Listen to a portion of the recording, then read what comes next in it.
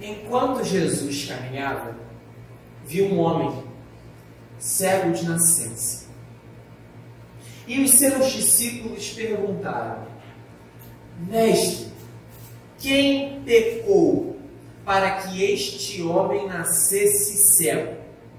Ele ou os pais dele? Jesus respondeu: Nem ele pecou, nem os pais dele pecaram, mas isso aconteceu para que nele se manifestassem as obras de Deus. É necessário que façamos as obras daquele que me enviou enquanto é dia. A noite vem, quando ninguém pode trabalhar. Enquanto estou no mundo, eu sou a luz do mundo. Depois de dizer isso, Jesus cuspiu na terra, fez lama com a saliva e com a lama untou os olhos do cego. E então disse ao cego: Vá lavar-se no tanque de Siloé. Siloé quer dizer enviado. O cego foi, lavou-se e voltou vendo. Até aqui a palavra do Senhor. Mantenha sua Bíblia aberta e os irmãos podem se sentar. A história continua. É o capítulo 9 inteiro de João. Mas a gente vai se deter nesses 9 primeiros versos. Fiquem firmes, não desanimem, porque as suas obras serão recompensadas. Essa é a frase que eu leio todo dia quando eu desço da minha rua em Coelho Neto em direção ao metrô de Coelho Neto. No final da minha rua tem um grupo de mototaxistas e eles pintaram essa frase na parede lá da praça que eles ficam. Fiquem firmes, não desanimem, porque as suas obras serão recompensadas. Parece que é o lema desses mototaxistas. Quando eu ouvi pela primeira vez, eu confesso que eu dei uma risada, porque esse lema está do lado daquele versículo famoso de adesivo de van, sabe? Tudo posso naquele que me fortalece. Acho que todo mundo já pegou uma van, uma Kombi com aquele adesivo, vai. Esse adesivo, tá, metade das pessoas que não são cristãs, mas acham que são, tem esse adesivo tatuado na pele. O Neymar tem esse adesivo tatuado, vai.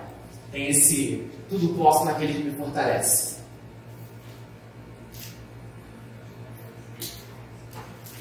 Então, assim, todo dia, quando eu desço da minha rua em direção ao metrô para ir para o trabalho, eu vejo lá, tudo posso naquele que me fortalece, fiquem firmes, não desanimem, porque as suas obras serão recompensadas.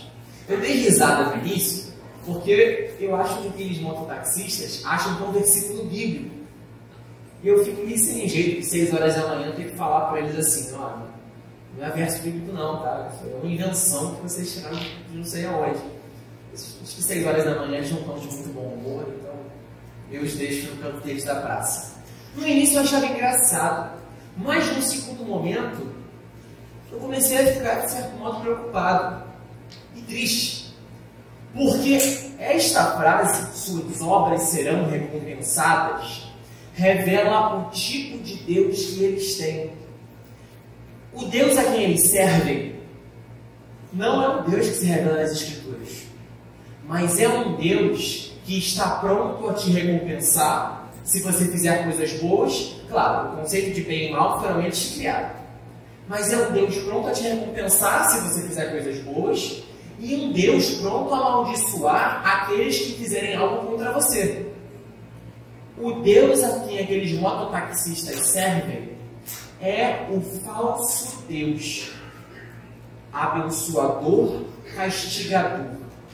É um falso Deus que está fazendo contabilidade com as suas coisas boas e coisas ruins, e está pronto a te abençoar se você fizer alguma coisa boa, e amaldiçoar aquele que fizer algo de errado contra você.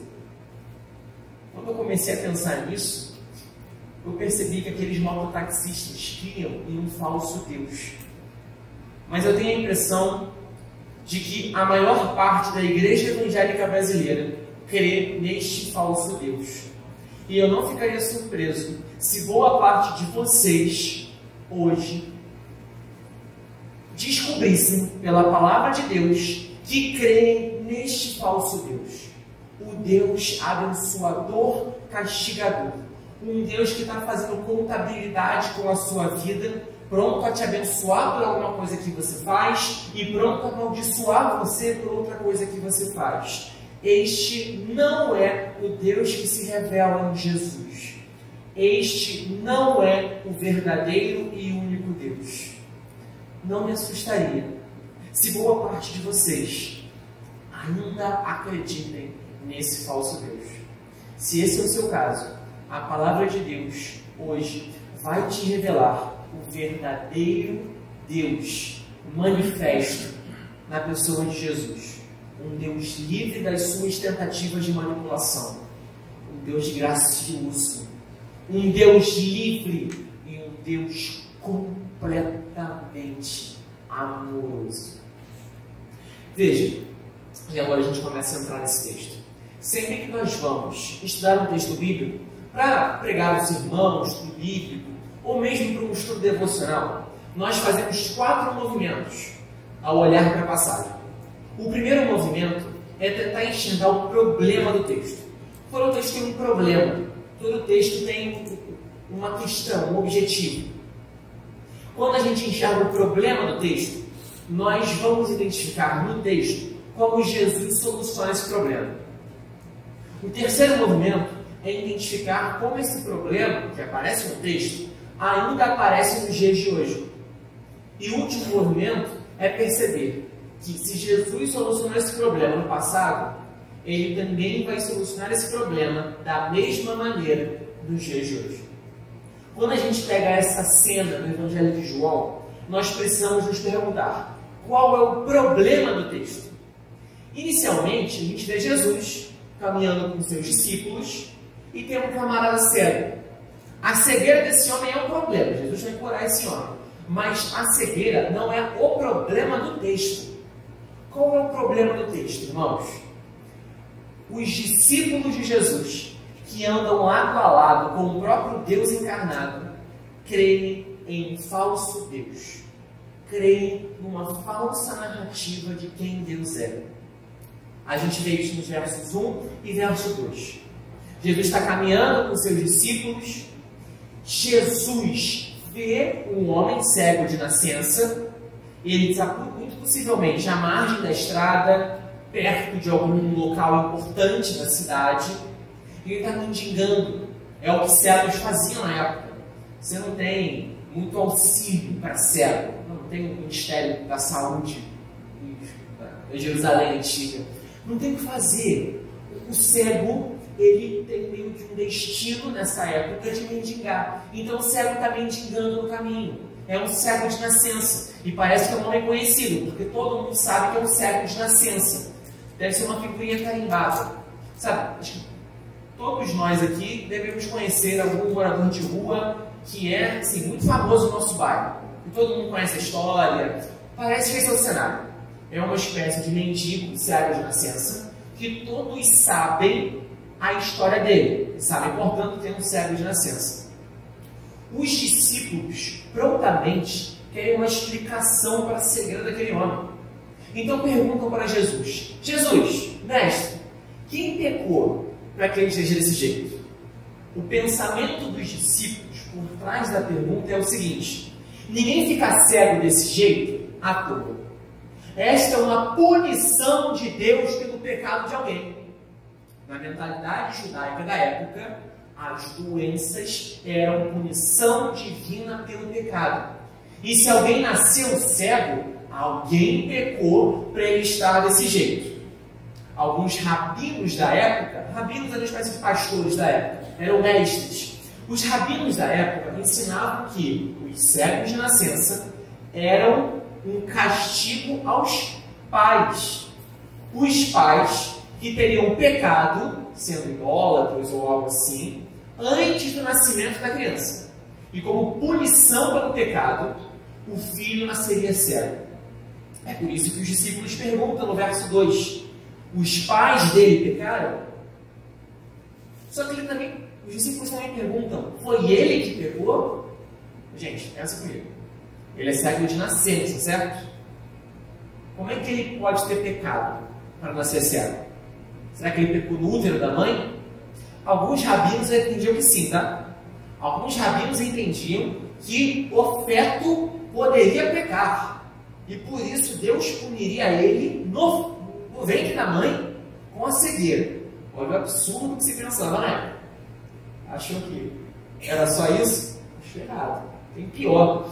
Alguns rabinos ensinavam que nascer cego era uma punição pelo pecado que você teve em vidas passadas. Pois é, alguns rabinos acreditavam em reencarnação. Onde eles tiraram isso da Bíblia? Não faço a menor ideia.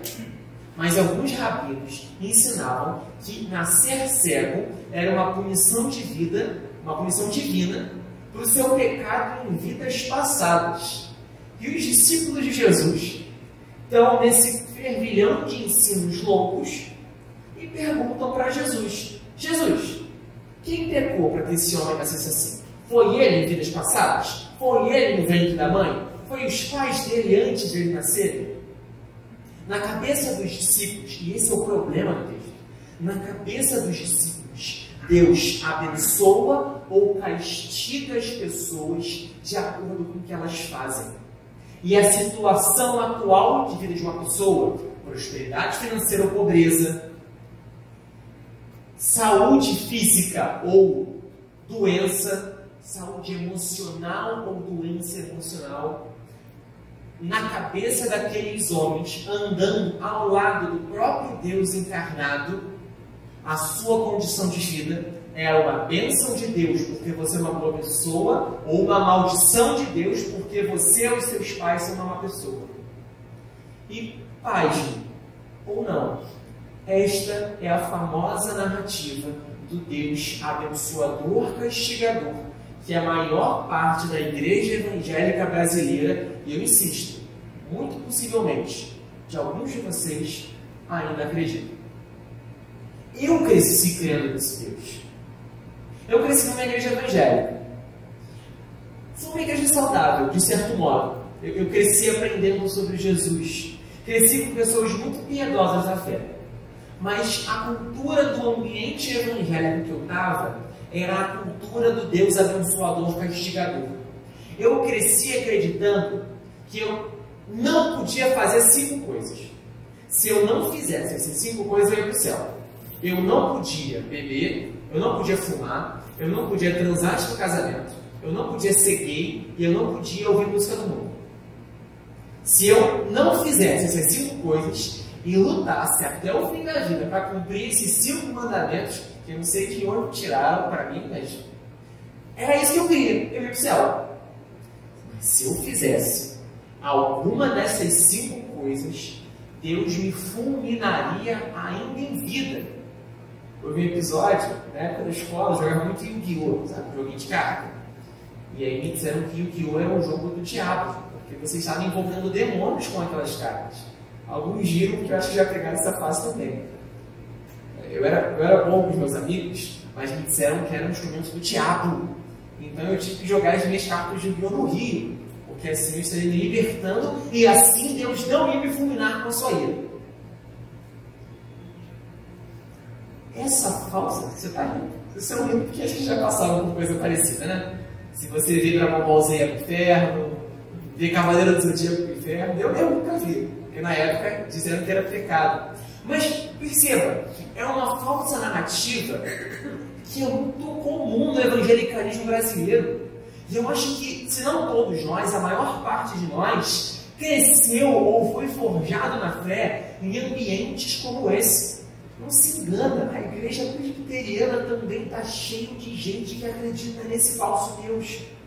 Um Deus que te abençoa se você fizer coisa maneira e te amaldiçoa se você fizer coisa ruim. No fim, é você que controla esse Deus. No fim, é você que controla as ações desse falso Deus. Esse Deus não é livre. Esse falso Deus é escravo do seu comportamento. Este não é o Deus que se revela nas Escrituras. Não me espantaria que metade de vocês acredite nesse tipo de Deus. Eu já ouvi coisas. Vocês acham que isso foi muito ruim? Acho que todos vocês se lembram do incêndio da Boate Kiss, no Rio Grande do Sul. Quantos de vocês não ouviram coisas do tipo: Deus está castigando o Rio Grande do Sul porque é o estado menos evangélico do país? Lembram-se do acidente do Ricardo Boechat, jornalista da Band? Teve um acidente de helicóptero, morreu, e aí disseram: não, Deus está punindo ele porque ele é ateu. Como se cristãos não tivessem acidentes de carro cotidianamente. Nessa narrativa, esse cristão é culpado porque ele é pecador. Então Deus fez com que ele batesse com o carro. Percebe a loucura desse tipo de narrativa? Esta é a narrativa dos discípulos. Quem pecou para que isso acontecesse? Ele não acreditava em Deus, então Deus o castigou e acabou com o helicóptero dele. E coitado do piloto do helicóptero, estava só de bucha na história. Coisas absurdas como, e eu acho que todos nós ouvimos coisas do tipo: Deus mandou a pandemia para o Brasil como um castigo porque alguma escola de samba representou Jesus na avenida. Quantos cristãos vocês não ouviram com esse tipo de discurso? Quantos ditos pastores não disseram isso de púlpito? Como diziam os profetas da antiga aliança: o meu povo padece por falta de conhecimento. Nós temos pelo menos 2 livros da Bíblia, Jó e Eclesiastes, escritos para refutar essa ideia de que coisas boas acontecem só com pessoas boas e coisas ruins acontecem só com pessoas ruins. Mas nós temos aqui, em João capítulo 9, versos 1 e 2, os discípulos de Jesus ainda com essa mentalidade. Se ele nasceu cego, é porque ele merece, é porque ele tem pecado na conta. Se você está mal financeiramente, essas pessoas diriam: é porque você está pecando e Deus está te castigando. Se você está doente, é porque Deus está te castigando. Este é o falso Deus que os discípulos acreditam. E talvez seja o falso Deus que você está cansado de adorar. Você está cansado disso? Eu acho que você está cansado, tem virado um jargão meu. Mas você não está cansado desse falso Deus, que você só tem medo dele? Esse Deus não merece seu amor, porque esse Deus é falso. Ele não existe. Esse Deus exige seu medo. E quantos adolescentes da minha geração de igreja não abandonaram a igreja porque estavam cansados de ter medo desse tipo de Deus? A gente achava que estava pregando o Evangelho. A gente começou a pregar o Evangelho do falso Deus abençoador, castigador, ao invés do Evangelho do verdadeiro Deus que Jesus nos apresenta. Perceberam então que o problema do texto é a incredulidade dos discípulos? Incredulidade em falsa fé. Eles creem no Deus errado. Como Jesus vai solucionar esse problema? A partir do verso 3, ele responde. Verso 3. Nem ele pecou, nem os pais dele. Ô, gente, é claro que eles pecaram. Concordam comigo? Eles são seres humanos. Em algum momento eles pecaram. Mas o ponto não é que eles nunca pecaram. Jesus está respondendo eles. Não. Eles são pecadores, ok. Mas ele não está cego de nascença porque ele pecou ou porque os pais dele pecaram. É como se Jesus estivesse falando: você crê no Deus errado. Você está crendo errado. Tu está direcionando a sua fé para o Deus errado. O verdadeiro Deus que eu estou apresentando para vocês não é escravo do seu comportamento. Não é manipulado pelo seu comportamento. É um Deus completamente livre e livremente gracioso e amoroso. As pessoas olham para aquele homem e não veem um homem, veem um cego. Eles olham e veem uma doença e tentam achar motivos para a doença. E quantos de vocês não olham para os seus amigos, colegas de trabalho, familiares e percebem assim: não, aquela pessoa ali é mais sucedida na vida porque ela não é dizimista. É óbvio, o hábito do dízimo te ensina a lidar com suas finanças. É um pressuposto básico. O dízimo é um mandamento de Deus e o dízimo te ensina a lidar com finanças. Consequentemente, você vai ser abençoado. Mas, percebe, você olha para a pessoa e já está buscando um motivo. Porque você não vê mais uma pessoa, você vê um problema. A pessoa tem uma doença.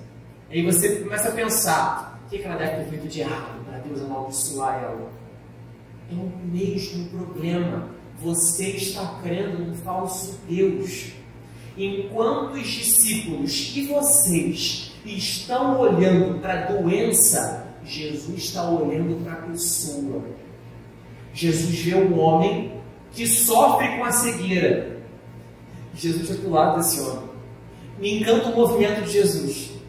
Ele vê um cego, os discípulos aparentemente não se aproximam dele e começam a racionalizar o motivo para aquele homem ser cego, e Jesus, vou falar uma palavra bonita agora, de modo encarnacional, eu estou vendo, Jesus se aproxima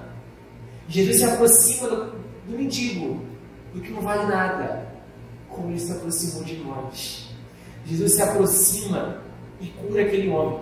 A cegueira é o problema, mas sobretudo, neste movimento de cura, ele quer curar a falta de fé dos seus amigos, dos seus discípulos. Ele também quer curar a sua falta de fé, ou melhor, a sua fé errada, a sua fé no Deus errado. Porque Deus errado te escraviza, o verdadeiro Deus te liberta. Nesse mundo caído, doenças acontecem. Esse é um mundo mau, é um mundo quebrado. Não é o mundo pela qual Deus nos criou para viver. Muitos de nós estão com problemas de saúde, tanto nós quanto familiares nossos. A gente fica abatido com isso. Se fosse passar o microfone, acho que todo mundo aqui ficaria uns 10 minutos pelo menos no microfone. Todo mundo tem problema. E todo mundo fica angustiado. Por que você fica angustiado? Você fica angustiado quando vê o sol nascer? Não. Você fica angustiado quando chove? Chuva normal? Não. Porque você foi feito para o mundo que o sol nasce. Você foi feito para o mundo que a chuva cai. Mas você não foi feito para um mundo de doença. Você não foi criado para um mundo em que pessoas morrem. Nós, seres humanos, fomos criados por Deus para um mundo bom e perfeito, que se revela em Gênesis 1 e Gênesis 2 como o jardim do Éden, o jardim das delícias. E o fim da história bíblica é a restauração de todas as coisas. Apocalipse 21 e 22. A nova Jerusalém, a cidade perfeita, sem maldade, sem caos, sem doença. Nós, seres humanos, fomos criados para este mundo bom e perfeito. Mas vivemos nesse mundo? Ainda não. Ainda não. Nós nos angustiamos porque nós fomos criados para esse mundo perfeito. No mundo perfeito, cegueira não existe. No mundo perfeito, doença não existe. No mundo perfeito, morte não existe. Desunião não existe. Problema familiar não existe. E é por isso que a gente fica angustiado com isso. Qual é o Deus que Jesus revela? Um Deus que nos traz de volta ao paraíso perdido. Nos traz de volta ao Éden. Nos traz de volta à verdadeira criação. E um Deus que nos leva adiante para a Nova Jerusalém. Um Deus que nos leva como se uma viagem no futuro, para a eternidade. Um Deus que nos leva para a nova criação. Lembra do sermão de alguns domingos atrás? Nós vivemos uma nova criação, nós que cremos na ressurreição. O que Jesus nos traz é o paraíso perdido de volta. Ele olha para aquele cego. O que ele faz é restaurar a condição criacional daquele homem. Ele não foi criado para cegueira. E quando ele ressuscitar dos mortos, se for um fiel em Jesus, ele vai ressuscitar enxergando. Então Jesus traz Essa é a eternidade presente. E o que Jesus faz conosco é trazer para nós a verdadeira visão de Deus que nós tínhamos no passado e que nós teremos no futuro. O Deus que Jesus revela é o Deus Criador, o Deus eterno, o Deus livre e gracioso.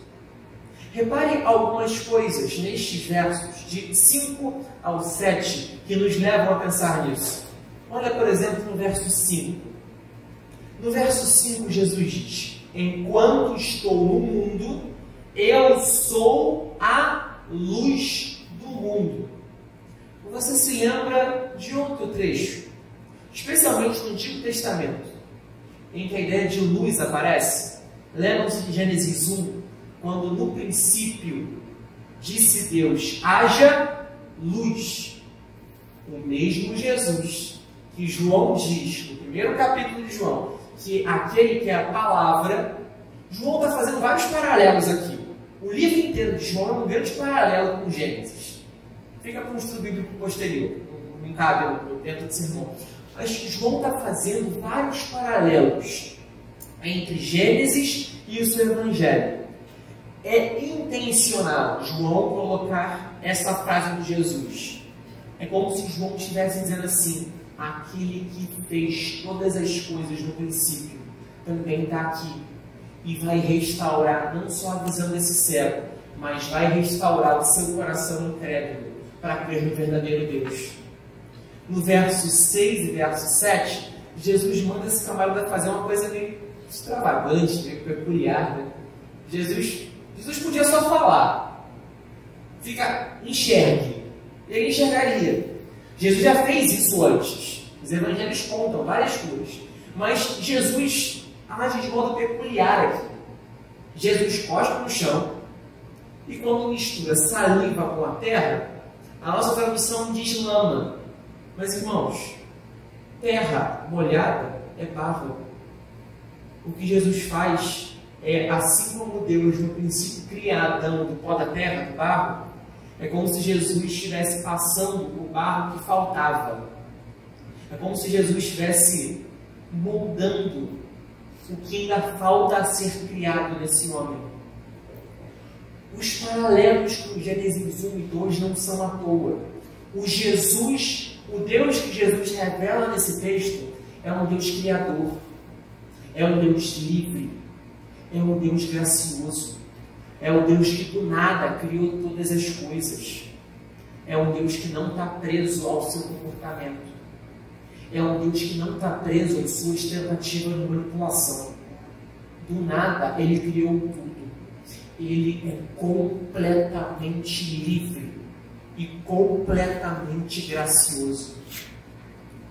O que aquele homem fez para merecer isso? O que aquele homem fez para merecer a cegueira? Nada. O que aquele homem fez para merecer a cura? Nada. É tudo graça. O Deus que Jesus revela é um Deus livre, livremente gracioso, totalmente gracioso e totalmente amoroso e amável. Este Deus não opera com base no seu merecimento, mas opera com base na sua graça. Ele rompe com as falsas narrativas que criamos sobre ele. Este Deus que Jesus nos apresenta não exige nosso medo, mas exige todo o nosso amor. Um amor tão grande que nós trememos e tememos diante de um amor tão grandioso. Talvez você, como os discípulos, tenha passado a sua vida inteira numa sinagoga como eles, ou numa igreja cristã como eles, mas nunca conheceu o Deus livre e gracioso que se revela em Jesus. Talvez você passou a vida inteira numa igreja evangélica, crendo no falso Deus abençoador, castigador. O IBGE diz que de 20% a 30% da população brasileira hoje é composta de evangélicos. Eu duvido. Irmãos, vocês também deveriam duvidar. boa parte dos evangélicos que vocês conhecem, e talvez vocês, acreditam neste falso Deus, ao invés de crer no Deus que se revela nos evangelhos. Por que isso acontece? Porque, tendo a palavra de Deus, porque tendo tanto livro de boa teologia, porque estamos cercados de uma comunidade de fé e que nos ensinam sobre Jesus desde a infância, porque esses homens da passagem que cresceram lendo Jó, cresceram lendo Eclesiastes, que cresceram estudando a Bíblia, que estão com o próprio Jesus lado a lado, ainda creem nessa falsa narrativa de Deus. Porque este Deus, o falso Deus, abençoador, castigador, é facilmente manipulável. E nós amamos manipular.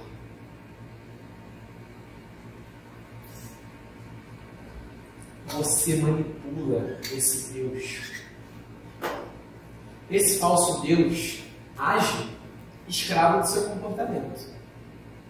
Então, se você fizer coisa boa, esse Deus é obrigado a te abençoar. E se alguém fizer alguma coisa errada contra você, é como se você botasse um bastão de beisebol na mão de Deus e desse uma ordem para Deus. Ó, agora ele fez algo de errado contra mim, você bate nele. O que você quer é manipular esse Deus. Porque no fim, você queria ser Deus. Eu queria ser Deus. Eu queria. Por você não.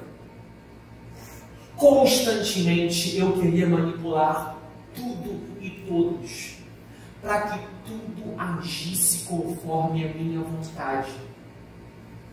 E dia após dia, momento a momento, eu preciso ser moldado pelo Espírito Santo e pelas Escrituras para me arrepender desse pecado e lembrar que existe um Deus que não sou eu. Nós amamos, eu me incluo, nós amamos essa falsa narrativa de Deus, porque a gente consegue controlar esse Deus. Porque nós, talvez, gostaríamos de ser Deus. A palavra de Deus nos revela um Deus completamente livre, acima das amarras que eu mesmo criei. O falso Deus exige que você faça coisas. Ou melhor, você exige que o falso Deus faça coisas para você. O verdadeiro Deus é completamente livre. Livre das suas tentativas de manipulação. Quantos de nós, especialmente os que crescemos na igreja, de não tentar controlar a vontade de Deus com ações eclesiásticas, ações institucionais, sabe? Trabalho na igreja, então eles têm que me abençoar. Dediquei meu sábado inteiro para ensaiar, então minha segunda-feira tem que ser abençoada. Não. Venho no culto domingo de manhã e domingo à noite. Então, Deus tem que duplicar minha conta bancária. Tu está vindo para a igreja adorar Satanás e não adorar Deus. Se você acredita nessa narrativa, não se engana. Tu pode ter passado a vida inteira na igreja adorando Satanás. Tu pode ter passado a tua vida inteira trabalhando na igreja sob o chicote de Satanás, tentando agradá-lo. Talvez você nunca tenha pensado nele como um homem vermelho, chifrudo, com uma cauda, tridente, que solta enxofre. Talvez você imagine um homem idoso, de barbas brancas, longas, sentado em um trono, quase que nem Zeus da mitologia grega. Talvez você não o chame pelo nome de Satanás. Talvez você tenha um chamado pelo outro nome que ele atende: Deus. Você não imagina o pata rachado. Você não imagina com o nome Satanás. Mas você chama de Deus o próprio Satanás. Porque se você passou a vida inteira cultuando o falso Deus, abençoador, castigador, que você tenta manipular na palma da sua mão, você nunca adorou ao Deus verdadeiro. A Bíblia nos diz que só existe um Deus, o Deus Criador que se revela em Jesus, todo gracioso, todo amoroso, todo bondade, livre das suas tentativas de manipulação. Se você passou a sua vida cristã até aqui sem conhecer e adorar esse Deus, é porque você conhecia e adorava o próprio Satanás, travestido de Deus. Satanás é astuto. E ele te escravizou por muito tempo. Como ele tem escravizado muitos cristãos evangélicos no Brasil. Talvez você tenha sido escravizado por Satanás até hoje. E com um chicote, ele te obriga a fazer coisas, prometendo que vai te abençoar. E te obriga a fazer coisas, dizendo que vai te amaldiçoar se você não fizer. Com o seu chicote, ele usa até mandamentos bíblicos. Mas o objetivo de Satanás é te afastar do amor gracioso de Jesus. Esta é a falsa impressão de Deus que os discípulos tinham. Jesus soluciona esse problema, apresentando Ele mesmo como um verdadeiro Deus, completamente livre, completamente gracioso e completamente amável. Você deveria estar me perguntando agora, você pode estar me perguntando agora, Marcelos, no que eu devo crer então? Em qual Deus eu devo crer? Eu estou cansado de ser oprimido por Satanás. Eu estou cansado de crer nesse falso Deus, que eu tenho medo. Eu estou cansado de crer nesse falso Deus, que eu tenho que agradar a todo custo, senão ele vai me pegar na esquina. O que eu devo crer? Você deve crer em Jesus. Você deve crer no Deus gracioso, amoroso e livre que Jesus nos apresenta. O Deus que do nada criou todas as coisas. E o Deus que por pura graça te sustenta respirando até hoje. É o Deus que deveria punir você pelos seus pecados. Não é porque esse Deus é amoroso que Ele aprova a sua vida de pecado. Não! Justamente porque esse Deus é amoroso, Ele odeia a sua vida de pecado. Porque a sua vida de pecado ofende a sua majestade. Porque a sua vida de pecado faz mal a você. E a sua vida de pecado faz mal às pessoas que te cercam. Deus seria misericordioso, talvez, com a sua família, se te levasse agora para o inferno. Deus seria misericordioso com você, com a sua família e com seus colegas de trabalho, se te punisse agora por todos os pecados que você tem cometido. Ele livraria as pessoas ao seu redor do seu coração corrupto. Mas Deus graciosamente se dispõe a transformar o seu coração corrupto em um coração regenerado. O que você fez para merecer isso? Nada. Pura graça. Por pura graça, esse Deus que Jesus nos apresenta se encarna e se humilha no seu lugar. Por pura graça, esse Deus que Jesus nos apresenta se oferece para morrer numa cruz, levando a punição sobre os seus pecados. Por pura graça, esse Deus está morto no sábado. Por pura graça, esse Deus ressuscita no domingo. Por pura graça, este Jesus te revela um Deus completamente gracioso e amoroso, que perdoa todos os seus pecados por pura graça, sem nenhum mérito seu, rompendo com todas as falsas narrativas de mérito, todo o falso Deus que você creu até agora.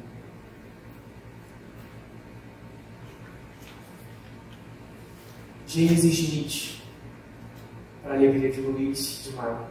James Smith, um autor norte-americano, escreveu um livro, Você se torna o que você é aquilo que ama.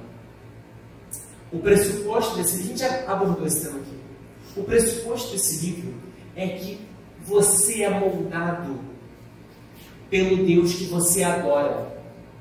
Se você adora o Deus abençoador, castigador, você se torna uma pessoa que age a partir dos méritos do outro.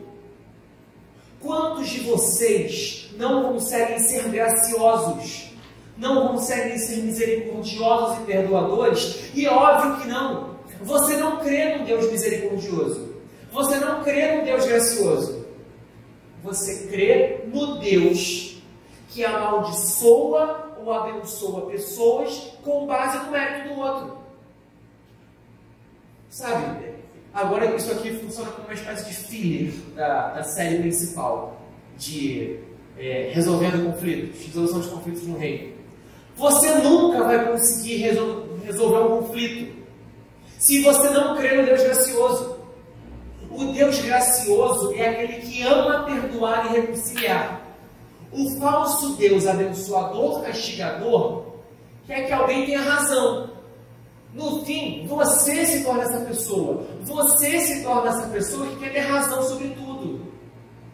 Então, o teu único objetivo é estar certo.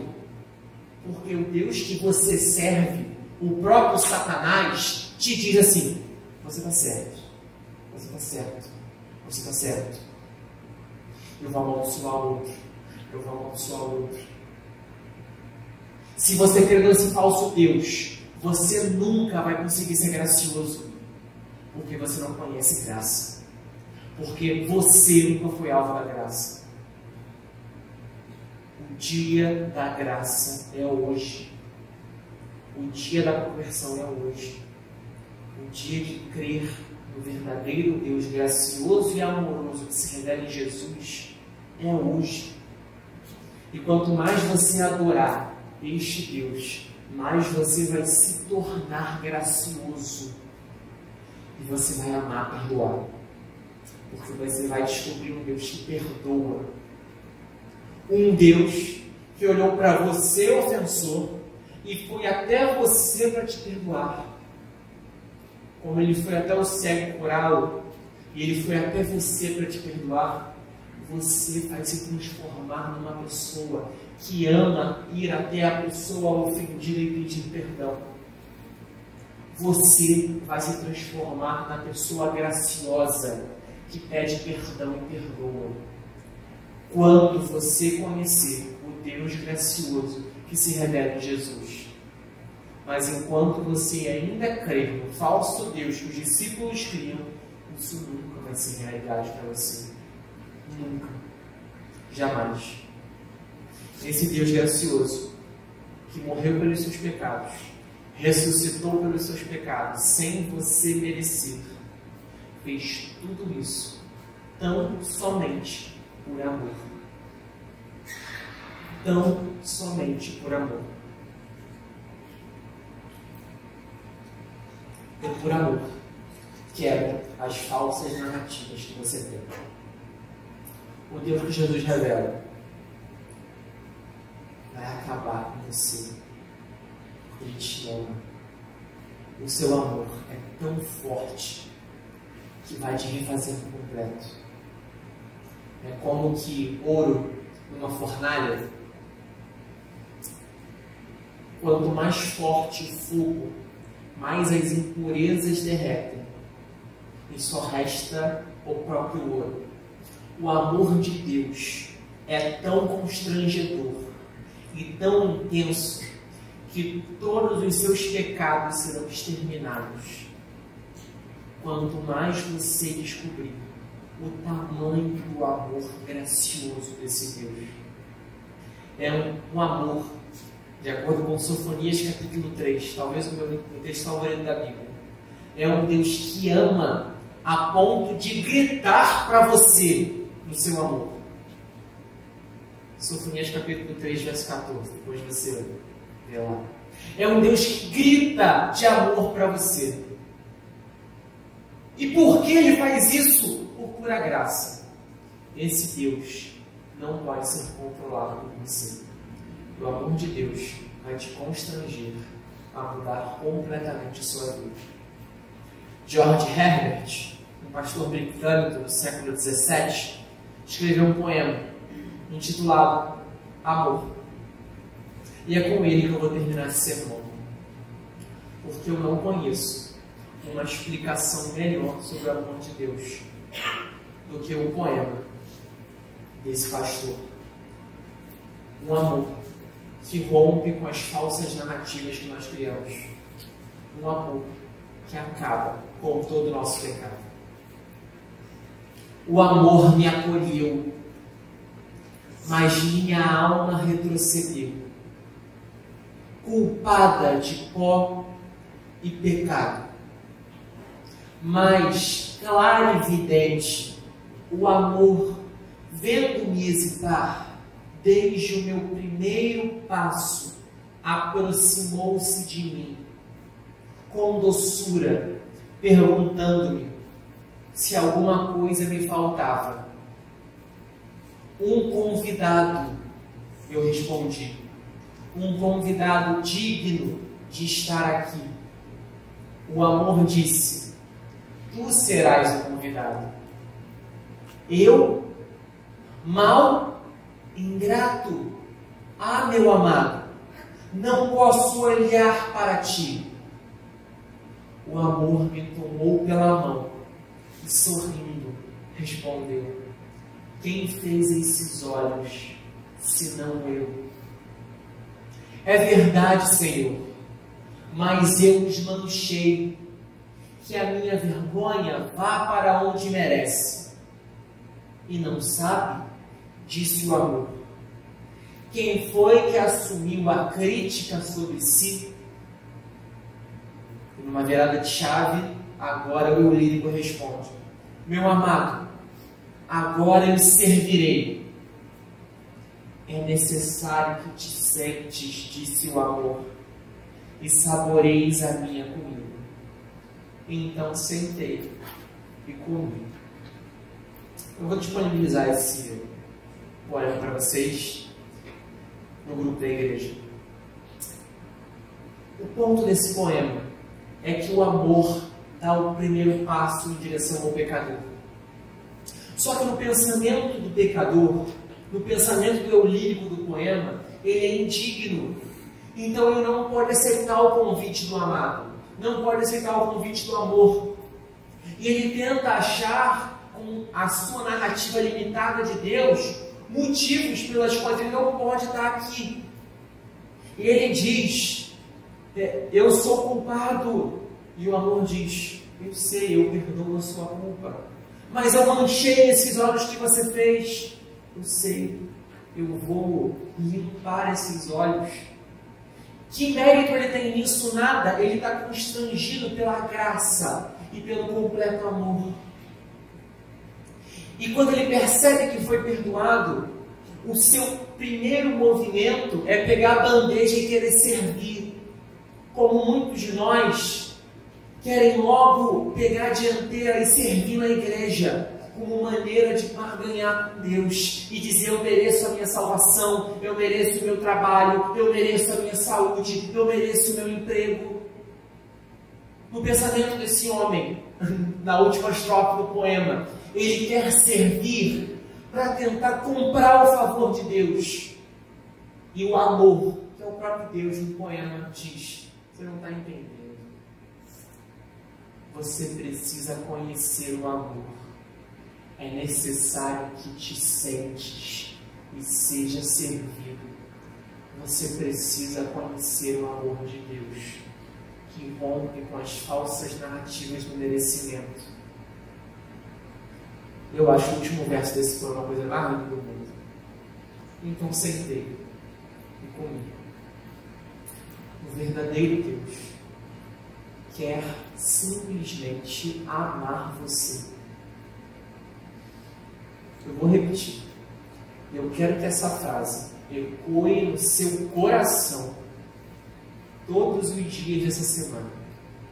O verdadeiro Deus quer amar você. Mas eu pequei. O verdadeiro Deus quer amar você. Eu estou doente, a minha situação está complicada. O verdadeiro Deus quer derramar amor sobre você. Minha situação financeira está complicada. Minha família está com problema. Não sei mais o que fazer. O verdadeiro Deus quer amar você.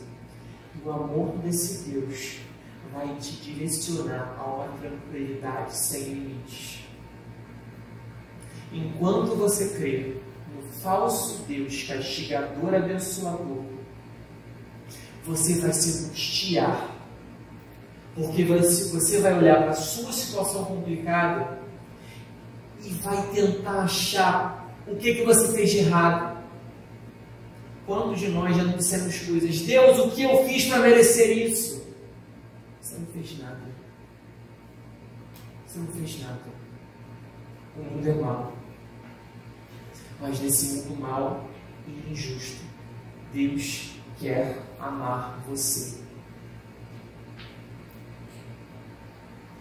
Um amor que constrange e te modifica por completo. É necessário que te sentes e saboreie a minha comida. Sente e coma. E na mesa com o Senhor Deus. Só falta descer hoje, né? Aí ficaria completo. É necessário que te sentes e coma. É necessário que você aprenda a ser amado por Deus. Ao invés de tentar achar uma tentativa de tentar manipular Deus para te abençoar, não. Esse Deus não manipulável quer amar você. Vamos orar? Senhor Deus.